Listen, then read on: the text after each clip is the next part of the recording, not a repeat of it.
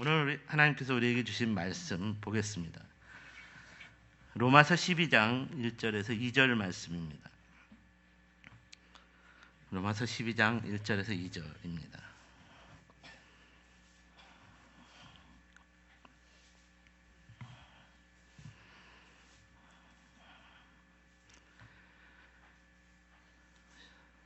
(1절에서 2절) 함께 읽겠습니다. 시작. 그러므로 형제들아, 내가 하나님의 모든 자비하심으로 너희를 권하노니 너희 몸을 하나님이 기뻐하시는 거룩한 산 제물로 드리라. 이는 너희가 드릴 영적 예배니라. 너희는 이 세대를 본받지 말고 오직 마음을 새롭게 함으로 변화를 받아 하나님의 선하시고 기뻐하시고 온전하신 뜻이 무엇인지 분별하도록 하라. 아멘. 오늘은 영적 예배자라는 제목으로 말씀을 묵상해 보겠습니다. 본문 1절을 보시면 이는 너희가 드릴 영적 예배니라, 이렇게 말씀을 증거하고 있습니다. 이 말씀은 하나님의 자녀로 사는 저와 여러분의 삶이 하나님께 드려지는 영적 예배자로서의 삶이어야 한다는 도전을 분명하게 주고 있습니다. 여러분은 교회의 핵심 가치가 무엇이라고 생각하십니까? 그리스도의 몸된 교회의 핵심 가치는 그리스도의 복음을 전파하는 것입니다. 예수님께서 모든 인간을 죄로부터 용서하여 주시고 구원하여 주시기 위한 그리스도의 사역을 완성하시기 위해 십자가의 고난과 죽음 그리고 부활의 주가 되시기까지 이 땅에 계시다가 승천하시기 전에 모여있는 교회 공동체에게 남긴 마지막 말씀은 예수 그리스도를 믿음으로 말미암은 구원을 얻는다는 복음을 전파해야 한다는 지상명령이었습니다. 예수 그리스도를 믿는 자라면 누구라도 예루살렘과 온 유대와 사마리아와 땅끝까지 이르러 복음을 전파해야 한다고 말씀하셨습니다. 예수 그리스도의 복음을 전파해야 하는 사명을 이 땅에 사는 날까지 감당할 때에 교회는 교회로서의 그 존재 가치가 있다는 말입니다. 그렇다면 이렇게 복음 전파를 위해 교회로 모인 성도들이 모인 자리에서 성도들이 해야 하는 가장 중요한 핵심 가치는 무엇일까요? 성도들이 모여있는 자리에서 해야 하는 가장 중요한 핵심 가치는 예배인 것입니다. 하나님께서 천지를 창조하신 후에 안식일을 제정하셨는데 이때 죄를 범하지 않았던 인간이 에덴 동산에서 해야 하는 가장 중요한 핵심적인 것도 하나님께 대한 경배와 찬양의 예배를 드리는 것이었습니다. 그러니까 이 말은 예수 그리스도의 복음을 말미암아 구원을 회복한, 잃어버린 신락원을 회복한 성도인 우리가 주일에 모일 때 가장 중요한 것은 하나님께 예배를 드리는 것이라는 말입니다. 오늘 본문의 바울은 이런 차원에서 구원받은 성도에게 있어서 영적 예배는 무엇이며 영적 예배자로서 성도는 어떻게 살아야 하는지에 대해 우리에게 도전을 해주고 있습니다. 그렇다면 먼저 성도인 우리가 어떻게 영적 예배를 드려야 하는가에 대해서 생각해 보겠습니다. 너희 몸을 하나님이 기뻐하시는 거룩한 산제물로 드리라. 이는 너희가 드릴 영적 예배니라. 우리가 여기서 영적 예배라는 이 단어를 생각해 보아야 합니다. 우리는 흔히 영적이라고 하면 우리의 몸은 크게 상관이 없는 마음의 예배라고 생각하기 쉽습니다. 이는 오늘날 많은 성도들이 영적인 것과 육적인 것을 구별하는 경향이 있기 때문입니다. 이는 매우 잘못된 것입니다. 오늘 본문에서 영적 예배라는 이 단어는 하나님께 대하여 합당하다라는 뜻을 가지고 있습니다. 그러니까 하나님께서 보실 때 가장 합당한 예배가 무엇이냐 이 말입니다. 이에 대하여 바울은 너희 몸을 하나님이 기뻐하시는 거룩한 산제물로 드리라고 말합니다. 이는 몸을 배제한 우리 마음만 하나님께 드리는 예배가 아니라 하나님이 기뻐하시는, 하나님이 가장 합당하게 여기 생각하는 예배는 우리의 몸을 포함한 마음을 함께 거룩한 산제물로 드리는 예배이어야 한다고 정의하고 있습니다. 다시 말해서 하나님이 기뻐하시는 가장 영적인 예배, 즉 합당한 예배는 우리 몸과 마음을 드리는 예배라는 것입니다. 어떻습니까? 오늘 여러분은 하나님께 대하여 이렇게 마음과 몸을 드리는 예배자입니까? 코로나19로 교회가 아닌 가정에서 영상 예배를 드리게 되는 초유의 상황들이 계속되고 있습니다. 이런 상황들 속에서 하나님께 대한 예배를 마음으로 드리면 된다고 생각하는 것으로 스스로에게 큰 위로와 힘을 주며 점점 이 마음으로 드리는 예배자들의 삶을 만족하며 살아가고 있지는 않는가 하는 생각이 듭니다. 사랑하는 여러분, 사랑하는 연인과의 관계 속에서 내가 너에게 마음을 다하여 사랑한다고 고백하고 내 마음을 보지 못했느냐라고 말한다면 어떻게 될까요? 아니요, 나는 당신의 마음이 아닌 몸의 행동을 보여달라는 요구를 계속 받게 될 것은 너무나 당연한 것 아닐까요? 마음을 전달하기 위해서는 언제나 몸이 함께 와야 하기 때문입니다. 몸과 마음은 결단코 분리될 수 없기 때문입니다. 사도 바울이 로마서를 기록할 당시의 사람들은 그리스 철학과 사상을 좇았습니다. 이 그리스 철학의 핵심, 그리스 사상의 핵심은 영과 육체의 이분법을 추구하는 것이었습니다. 즉 몸과 마음은 분리되었다라는 말입니다. 마음은 우월한 것이기 때문에 형이상학적이고 이상적인 삶을 추구해야 한다고 말합니다. 하지만 마음과 분리된 몸은 열등한 존재이기 때문에 서로 싸우며 죽이며 대립하며 갈등하고 음란과 쾌락을 추구하는 자유로운 삶을 마음껏 살 수 있는 것이라고 말합니다. 이런 그리스 철학과 사상을 계승한 로마인들의 마음은 매우 형이상학적이고 이상적인 인간 사회를 추구했고 이로 인하여 오늘날 민주주의의 기원이 된 공화정을 탄생시켰지만 육체적으로는 이상 사회를 실현하기 위한 정복전쟁을 끊임없이 벌이는 과정 속에서 매우 잔혹했고 성적으로 타락했고 동성애가 난무한 음란 사회를 만들어내었다는 것이 역사가들의 평가입니다. 동성애가 가장 극심했던 시대, 그때가 바로 로마 시대였다는 말입니다.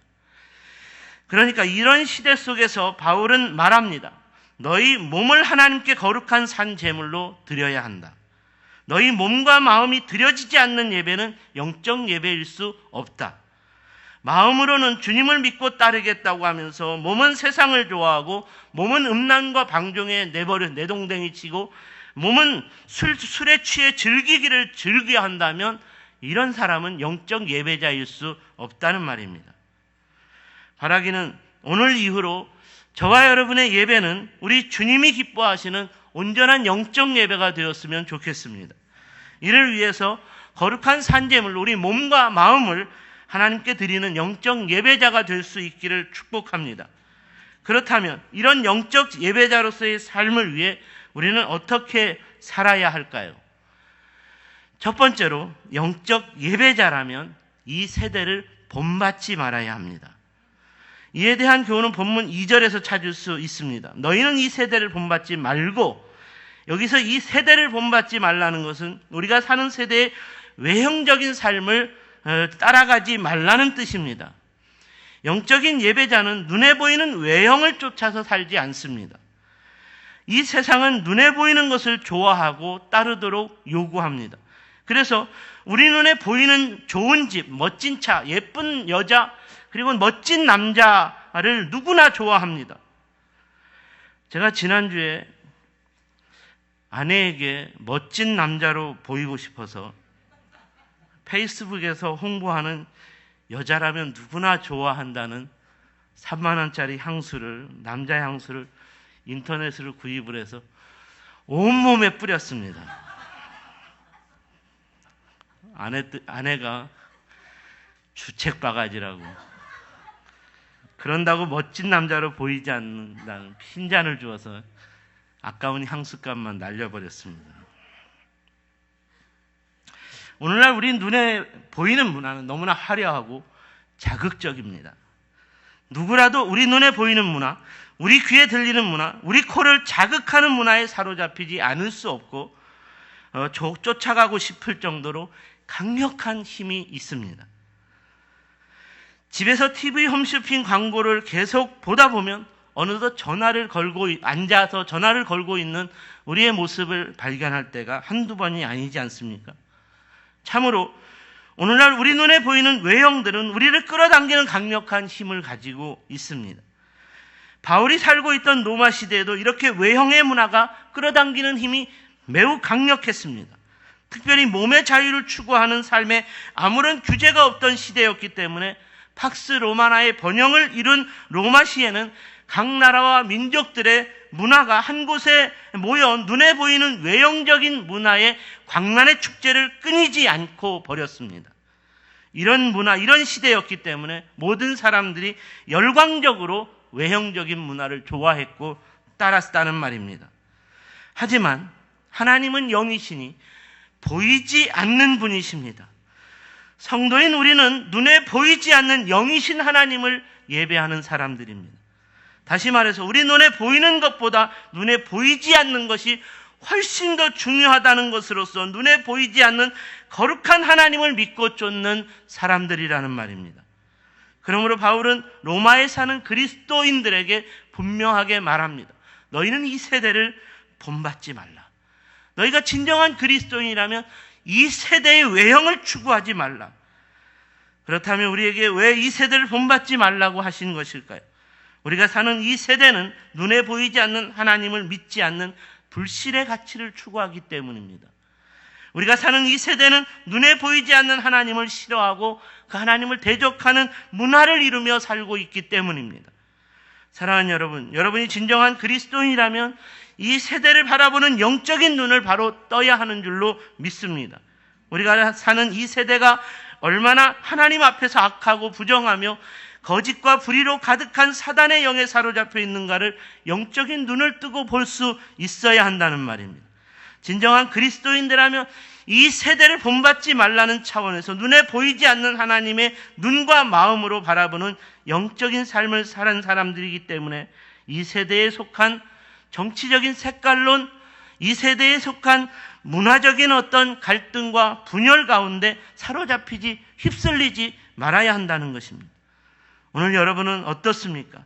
이미 눈에 보이는 것을 쫓는 삶이 여러분의 마음과 생각을 지배하고 있지는 않습니까? 이미 이 세대의 사상과 문화가 여러분의 사상과 여러분의 문화로 자리 잡고 있지는 않습니까? 그래서 목사가 설교하는 영적인 마음과 생각은 도무지 받아들일 수 없다고 생각하는, 그건 천국에 가서나 그렇게 사세요, 이렇게 생각하고 눈에 보이지 않는 하나님의 사상과 하나님의 문화는 도무지 쫓아갈 수 없는 것이라고 생각하며 이 세대를 본받는 삶을 그냥 살겠다고 고집하며 살아가고 있는 것은 아닌가요? 오늘날 교회와 성도들이 이런 삶에 빠져 있기 때문에 하나님께서 기뻐하시는 영적 예배를 온전히 드리지 못하고 있는 것입니다. 이 세대를 좋아하는 눈과 마음으로 드리는 예배, 그런 예배는 죽은 예배인 것입니다. 이 세대를 본받는 자들이 하나님께 합당한 예배를 드릴 수는 없다는 것입니다. 그래서 오늘 바울은 단호하게 선포합니다. 너희는 이 세대를 본받지 말라. 이는 곧 하나님께서는 눈에 보이는 이 세대를 본받지 않고 오직 눈에 보이지 않는 하나님의 가치를 좇고 눈에 보이지 않는 하나님의 말씀을 따르는 영적인 사람들이 하나님께 드리는 영적 예배를 기뻐 받으신다는, 그래서 온전한 영적 예배자를 찾으신다는 하나님의 마음을 도전하고 있는 것입니다. 두 번째로, 영적 예배자라면 마음을 새롭게 함으로 변화를 받아야 합니다. 이에 대한 교훈은 본문 2절, 동일하게 2절에서 찾을 수 있습니다. 오직 마음을 새롭게 함으로 변화를 받아. 두 번째 영적 예배자로 갖추어야 할 것은 마음을 새롭게 하는 것입니다. 새롭게 함으로 변화를 받아야 한다는 것은 완전히 바뀌어진 마음을 말하는 것입니다. 두 마음이 아니라 이전의 마음을 조금 가지고 있는 것이 아니라 완전히 뒤바뀌어진 마음을 가져야 한다는 것입니다. 이는 영적 예배자가 되려면 마음밭이 완전히 바뀌어져야 한다는 말입니다. 나무에게 있어서 뿌리는 가장 중요합니다. 나무의 뿌리가 죽으면 아무리 크고 잘 자란 것처럼 보여도 그 나무는 죽은 것입니다. 올 겨울 동안 우리 교회 입구에 있는 측백나무에 제가 물을 주는 것을 게을리했습니다. 눈이 많이 와가지고 눈이 많이 쌓이고 그러니까 그 눈이 서서히 얼음이 녹아서 나무에게 물을 줄 것이다. 이런 게으른 생각이 이 측백나무에 물을 주는 것을 이렇게 게을리했더니 뿌리가 말라버렸고 보기에는 안 죽은 것처럼 보이는데 죽어버렸습니다. 겉보기에는 잘 자란 것처럼 보이는데 뿌리가 말라 죽어버렸다는 전문가의 의견을 들었습니다. 나무에게 있어서 뿌리가 가장 중요한 것처럼 사람에게 있어서 가장 중요한 뿌리는 마음이라고 말할 수 있겠습니다. 그러니까 사람의 마음이 어떤 마음이냐에 따라서 그 사람의 영적인 삶의 생사가 달려있다는 것입니다. 뿌리인 마음이 죽었으면 그 사람의 영적인 삶도 죽은 것입니다. 뿌리인 마음이 살아있으면 그 사람의 영적인 삶도 살아있는 것입니다. 이런 차원에서 오늘 본문의 바울은 사람의 뿌리인 마음을 새롭게 하는 것은 대단히 중요한 것이라고 말합니다. 그러므로 하나님을 기쁘시게 하는 영적 예배자라면 반드시 마음이 완전히 바뀌어진 사람이어야 한다고 말합니다. 그렇다면 구체적으로 어떻게 마음이 바뀌어진 것일까요? 이전에는 탐욕으로 가득했던 마음이 나눔으로 가득한 마음으로 바뀌어졌습니다. 이전에는 원망과 불평으로 가득했던 마음이 감사와 은혜로 가득한 마음으로 바뀌어졌습니다. 이전에는 마음의 시기와 다툼으로 가득했던 마음이 사랑과 긍휼과 용서의 마음, 용서가 가득한 마음으로 바뀌어졌다는 것입니다. 사랑하는 여러분, 하나님께서 기뻐하시는 영적 예배자는 이렇게 새로운 마음으로 변화를 받은 것으로서 완전히 바꾸어진 마음을 가진 사람이 드릴 수 있는 예배라는 것을 잊지 말아야 합니다. 이렇게 완전히 바뀌어진 마음으로 드려져야 하는 예배였기 때문에 다윗은 자신의 바뀌어지지 않은 마음, 바뀌어지지 않은 더럽혀진 마음을 우슬초로 씻어달라고, 깨끗하게 씻어달라고 하나님께 간구했습니다. 우슬초는 구약에서 제사장들이 죄로 인해 더럽혀진 마음을 정결하게 씻기 위해 물이나 피를 적시어 뿌리는 씻는 도구였습니다. 그러니까 우슬초는 영적으로 죽은 마음을 영적으로 살 수 있는 마음으로 완전히 바꾸어 놓는 거룩한 영적인 도구였다는 말입니다. 오늘 여러분은 어떤 마음을 가진 예배자로 이 자리에 나오셨습니까? 혹 여러분의 마음이 죄와 어둠이 가득한 마음으로 여전히 이 자리에 예배자로 나오진 않았습니까? 여전히 풀어지지 않는 마음의 증오와 분노와 질투와 시기와 원망이 가득한 그 마음으로 예배자로 나오진 않으셨습니까? 여전히 용서하지 못하는 것으로 인한 갈등과 분쟁이 있는 그 마음으로 예배자로 나와 있지는 않습니까? 그렇다면 먼저 우리의 마음을 새로운 마음으로 변화시켜 주실 것을 위해서 간구하십시오. 진정으로 하나님께서 기뻐하시는 영적 예배를 드리려면 마음을 새롭게 하여 변화를 받아야 합니다. 완전히 바뀌어진 마음으로 드리는 예배를 받으시는 하나님이시기 때문에 변화되지 않는 마음을 위한 새로운 마음의 변화를 구하시고 완전히 바뀌어진 마음으로 하나님 앞에서 합당한 영적 예배를 드릴 수 있기를 축복합니다. 세 번째로, 영적 예배자라면 하나님의 뜻이 무엇인지 분별해야 합니다. 이에 대한 교훈도 본문 3절입니다. 하나님의 선하시고 기뻐하시고 온전하신 뜻이 무엇인지 분별하도록 하라. 마지막 세 번째로 온전한 영적 예배자가 되려면 분별할 수 있어야 한다고 말합니다. 온전한 영적 예배를 위해 분별해야 하는 것은 너무나 중요한 것입니다. 그러면 구체적으로 무엇을 분별해야 합니까? 무엇이 하나님의 뜻인지를 분별해야 한다는 말입니까? 더 구체적으로 무엇이 하나님의 뜻 안에서 온전한 것인지, 또 무엇이 하나님의 뜻 안에서 거짓된 것이고 참된 것인지 분별해야 한다는 것입니다. 또한 무엇이 하나님의 뜻 안에서 선한 것이고 악한 것인지 분별해낼 수 있어야 한다는 말입니다. 무엇이 하나님께서 기뻐하시는 하는 것이고 하나님께서 싫어하는 것인지를 분별해낼 수 있어야 한다는 말입니다. 이렇게 분별해내지 못한다면 하나님께서 우리가 드리는 예배를 받지 않으실 것입니다. 이렇게 분별하지 못한다면 우리의 예배는 실패한 예배가 되고 말 것입니다. 오늘 여러분의 예배는 이런 차원에서 하나님의 뜻을 분별함으로써 성공한 예배자, 영적 예배자로 살고 있습니까? 구약 성경은 하나님의 뜻을 바로 분별하지 못해 실패한 예배자들의 이야기가 많이 기록되어져 있습니다. 그 중에 가인과 아벨로 소개되는 예배자를 생각해 보겠습니다.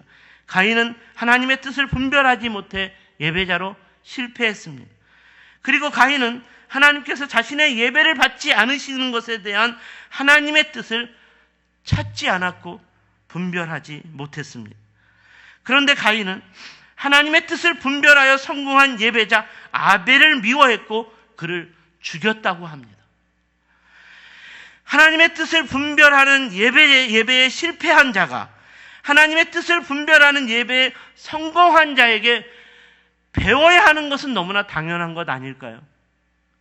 하지만 가인은 성공한 예배자 아벨을 죽여버렸습니다. 결국 가인은 하나님을 기쁘시게 하는 영적 예배자로서의 삶을 배우지 못해 이후로 영원히 실패한 예배자로서 낙오된 인생을 살았다고 성경에서는 그의 역사가 하나님께로부터 버림받은 저주받은 인생이었다라고 말하고 있습니다. 하나님의 뜻을 분별하지 못해 실패한 예배자가 어디 가인뿐이었겠습니까? 이스라엘의 초대왕 사울을 생각해 보십시오. 사울은 하나님의 선지자인 사무엘에게 기름 부음을 받은 이스라엘의 왕이었습니다. 하지만 사울은 왕이 된 이후부터 하나님의 뜻을 분별하지 않았습니다. 일평생 하나님의 뜻을 거역하는 삶을 살았습니다. 결국 기름 부음을 받은 왕이었지만 하나님의 뜻을 분별하지 못해 악신에 잡히게 되었고 하나님의 뜻으로 새롭게 기름 부음을 받은 다윗을 증오하며 다윗을 죽이려는 대적자로 살았습니다. 사울은 죽은 예배자였습니다. 우리 예수님께서 공생의 사역을 하던 신약 시대에서도 수많은 예배자들이 있었지만 그들도 하나같이 실패한 예배자였다는 것을 성경은 소개하고 있습니다. 대제사장, 바리새인, 서기관들, 이들은 당시 백성들에게 하나님의 뜻을 분별하도록 가르치는 사람들이었고 그러므로 매일같이 하나님 앞에서 온전한 영적 예배를 드리는 이 예배를 위한 영적인 지도자들이었습니다. 하지만 이들도 하나님의 뜻 안에서 분별하지 못했습니다. 무엇이 참된 것이고 거짓된 것인지 분별하지 못했습니다. 그저 자신들이 오랜 동안 누려온 자신들의 명예와 권세를 지켜낼 수 있는 것이라면 거짓을 참이라고 말하고 참을 거짓이라고 바꾸는 불의를 서슴없이 장행했습니다. 자기들이 하는 행위가 선인지 하나님 앞에서 선인지 악인지 하나님께서 기뻐하는 일인지 싫어하는 일인지 분별하지 않았습니다. 그래서 일평생 하나님께 예배드리는 자로서의 삶을 살았다고 말하지만 그런 사람들이 하나님의 아들 예수를 십자가에 못 박아 죽이는 것으로서 죽은 예배를 드리는 자, 실패한 예배자가 되고 말았다는 것입니다. 사랑하는 여러분, 오늘 여러분은 어떤 예배자입니까? 혹 가인처럼 사울처럼 그리고 바리새인과 사두개인들처럼 죽은 예배자로 살아가고 있지는 않습니까? 하나님의 뜻을 분별하지 못해 참된 것을 참되다 분별하지 못하고 거짓된 것을 거짓되다 분별하지 못하는 것으로서 음란한 것을 음란하다 분별하지 못하는 것으로서 방탕한 것을 방탕하다고 분별하지 못하는 것으로서 악한 것을 악하다고 분별하지 못하는 것으로서 죽은 예배자로 살고 있지는 않느냐는 것입니다. 오늘날 많은 그리스도인들이 세상과 타협하는 것으로서 하나님의 뜻을 분별하며 살아가는 삶을 너무나 게을리하고 있습니다. 그래서 그리스도인들의 삶도 너무나 부정합니다. 악합니다. 거짓을 즐겨합니다. 도무지 분별하지 않는 삶을 살아가고 있다는 말입니다. 한 주간 동안 그리스도인의 삶으로서 이렇게 분별하지 않고 살았다면 오늘 우리가 드리는 예배는 죽은 예배일 것입니다. 그저 또 한 번의 죽은 예배, 하나님께서 받지 않는 형식적인 예배를 드리고 있다는 말입니다. 그러나 한 주간 동안 여러분이 정말로 그리스도인의 삶으로서 하나님의 뜻 안에서 철저하게 분별하며 살아왔다면 오늘 저와 여러분이 드리는 이 예배는 하나님께서 기뻐 받으시는 영적 예배일 것입니다. 어떻습니까? 오늘 여러분의 예배는 하나님께서 기뻐 받으실 예배입니까? 오늘 여러분의 예배는 하나님께서 온전한 영적 예배를 하나님께 드려야 하는 영적 예배자로서 항상 우리의 영적인 상태를 점검해 볼 수 있어야 한다는 것을 명심하십시오. 죽은 예배자의 모습으로 하나님 앞에 드리는 모습이라면 어떻게 해야 합니까?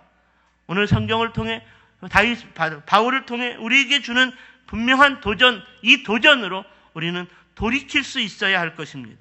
하나님의 뜻을 분별하지 못해 죽은 예배자의 모습이라면 이 세대를 본받는 삶으로 인해 죽은 예배자의 삶이라면 우리는 속히 돌이켜야 할 것입니다.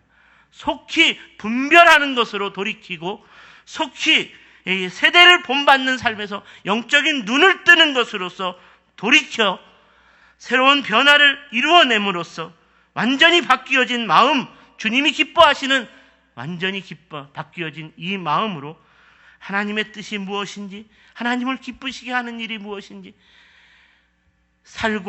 그것으로 살고 그것으로 고민하며 살다가 하나님 앞에 나온 우리의 마음을 들여놓는, 몸과 마음을 온전히 들여놓는 영적인 예배자가 되어야 한다는 말입니다. 하나님의 뜻이 무엇인지 온전히 분별함으로써 날마다 하나님을 기쁘시게 하는 삶을 살아가기 위한 영적 예배자로서 저와 여러분의 예배가 하나님 앞에서 온전히 드려질 수 있게 되기를, 이렇게 온전한 영적 예배를 드리는 삶이 오늘부터 다시 시작될 수 있게 되기를 주님의 이름으로 축원합니다. 기도하겠습니다.